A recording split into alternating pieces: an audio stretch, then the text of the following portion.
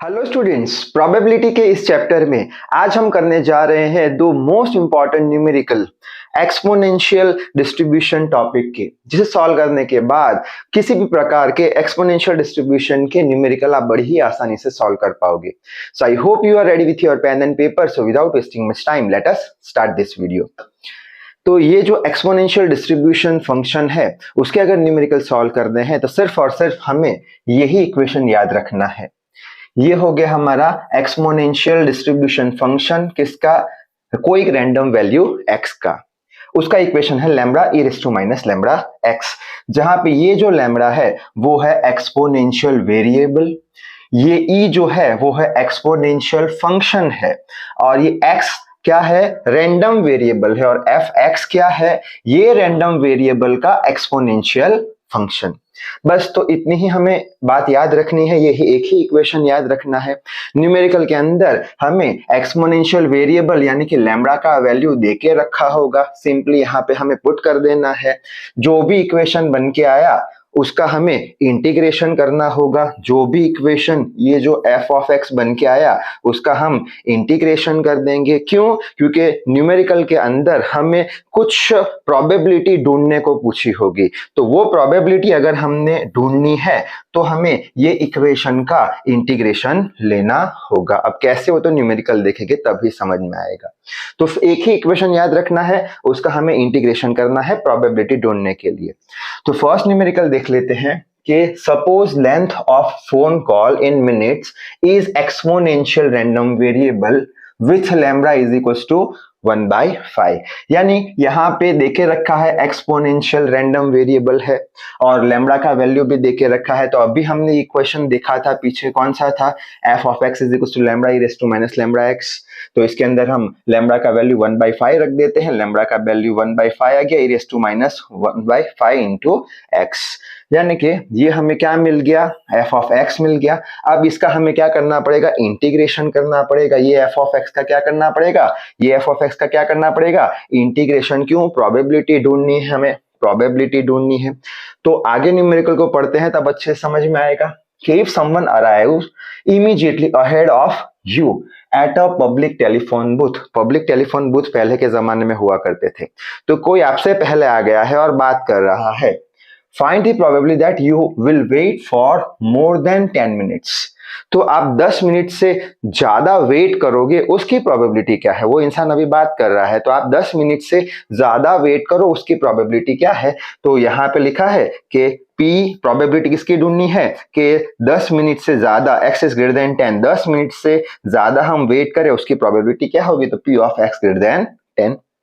बस प्रोबेबिलिटी ढूंढनी है तो क्या करना पड़ेगा, ये f ऑफ x को इंटीग्रेट कराना पड़ेगा। तो इंटीग्रेशन ले लिया, लिमिट कहां से कहां लेंगे, 10 मिनट से ज्यादा, यानी 10 मिनट तो है ही है, उससे भी ज्यादा कितना टाइम लगेगा, इनफाइनाइट हमें पता नहीं, तो 10 से लेके इनफाइनाइट कर दो, f ऑफ x dx कर दो। अब ये जो f ऑफ x है ये यहाँ पे रख दो, ये पूरा f ऑफ x रख दिया हमने, यहाँ से 1/5 rays to minus x/5 dx, ठीक है।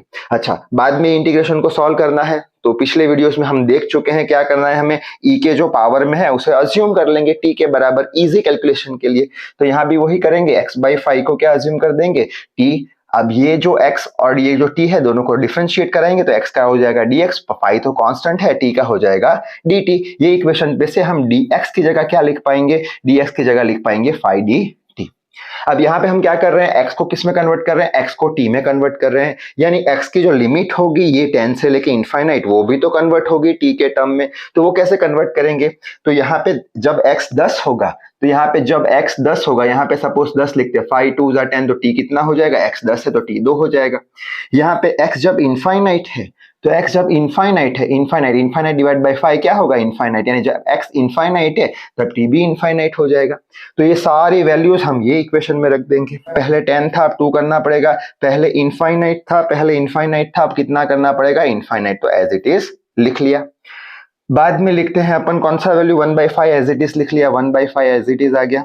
e का पावर रेज़ टू x/5 है, x/5 हमने क्या ले लिया है, t, तो minus sign as it is minus t, और बाद में क्या बचा, dx, तो dx की जगह हम क्या लिख पाएंगे, फाई dt, तो फाई dt लिख लिया। यहाँ पे 5 से 5 कैंसिल हो जाएगा, 2 से लेके इनफाइनाइट लिख लिया, e raise to minus t dt। अब इसका इंटीग्रेशन करना है, हमें पता है integration of e raise to t dt का कितना होता है, e raise to t divided by t का कोएफिशिएंट कितना है, 1 है। उसी तरीके से e raise to minus t का क्या होगा, e raise to minus t का कोएफिशिएंट क्या है, -1, तो नीचे क्या आ जाएगा, -1, तो e raise to minus t नीचे -1 आ गया।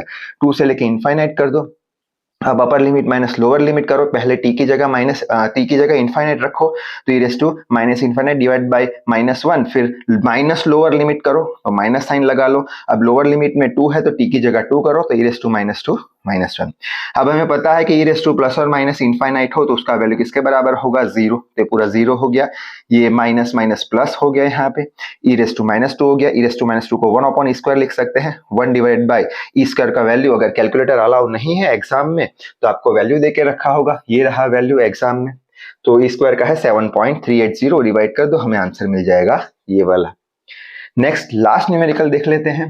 न्यूमेरिकल है if life time x of an alkaline battery is exponentially distributed, यहाँ पे वर्ड आ गया है एक्सपोनेंशियल डिस्ट्रीब्यूशन का, with lambda is equals to 0.05।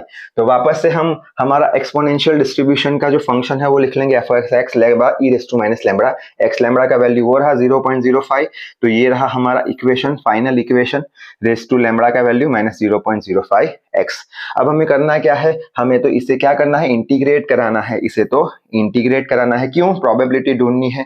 Probability कैसे ढूंढेंगे, न्यूमेरिकल में ही देके रखा होगा कुछ, तो यहाँ पे दिया है find probability for battery for last between 10 and 15 hours, यानी हमें ये पूछा है कि जो अल्कलाइन की जो बैटरी है वो बैटरी 10 घंटे से 15 घंटे तक चले, उसके बीच में चले, उसकी प्रोबेबिलिटी क्या है, यानी 10 से कम नहीं होना चाहिए और 15 से ज्यादा नहीं होनी चाहिए, उसकी प्रोबेबिलिटी है। तो यहाँ पे लिखा है कि जो हमारा प्रोबेबिलिटी है p ऑफ x वो क्या होगा, 10 से कम नहीं होना चाहिए और ये 15 से ज्यादा नहीं होना चाहिए, यानी 10 और 15 के बीच में चले बैटरी, उसकी प्रोबेबिलिटी क्या होगी, ठीक है।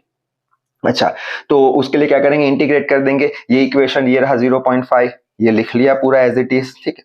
अब ये 0.5 को बाहर ले लिया, क्योंकि कांस्टेंट का इंटीग्रेशन कभी नहीं करते हम, बाहर पहले ले लेते हैं, बाद में बचा e raise to as it is लिख लिया, dx लिख लिया। अब यहाँ पे भी अगर हम चाहें तो ये जो पावर में है उसे t मान के सॉल्व कर सकते हैं, लेकिन यहाँ पे थोड़ा इजी पड़ रहा है तो हम नहीं मान रहे हैं t, अगर मानो तो भी चल जाएगा। तो अच्छा आगे बढ़ते हैं, ये हो गया। अब इसका इंटीग्रेशन करेंगे, e रेस टू -t, क्या क्या किया था हमने इंटीग्रेशन, याद हो तो e रेस टू -t और t का कोएफिशिएंट -1 था, तो इसका t का कोएफिशिएंट क्या है, यहाँ पे t का कोएफिशिएंट यानी x का कोएफिशिएंट क्या है, यहाँ पे -0.5, तो नीचे क्या आएगा, -4.5, तो e raise to x as it is और x का कोएफिशिएंट -0.05 आ गया, ठीक है। अब ये 0.5 से ये 0.05 कैंसिल, ये माइनस साइन यहाँ लग जाएगा, ठीक है। अब upper limit minus lower limit करेंगे, पहले x की जगह 15 रखेंगे, तो x की जगह 15 माइनस लोअर लिमिट, ये माइनस साइन तो है, लोअर लिमिट x की जगह 10 रख दिया, minus sign as it is, इसका मल्टीप्लीकेशन 0.75 आ जाएगा, इसका मल्टीप्लीकेशन माइनस माइनस प्लस हो जाएगा, -0.50। बस अब e रेस टू 0.75 कैलकुलेटर से ढूंढ सकते हो, अगर अलाउ नहीं है तो देके रखा होगा, ये रहा -0.75, 4.723 प्लस e रेस टू -50 का भी देके रखा है 0.0605, ये रहा, दोनों को ऐड करेंगे तो ये हमारा आंसर आ जाएगा। So I hope exponential function distribution के जितने भी न्यूमेरिकल हमने अभी देखे वो अच्छे से आपको समझ आ गए होंगे। तो इस वीडियो में बस इतना ही, till then read hard work hard, thank you very much.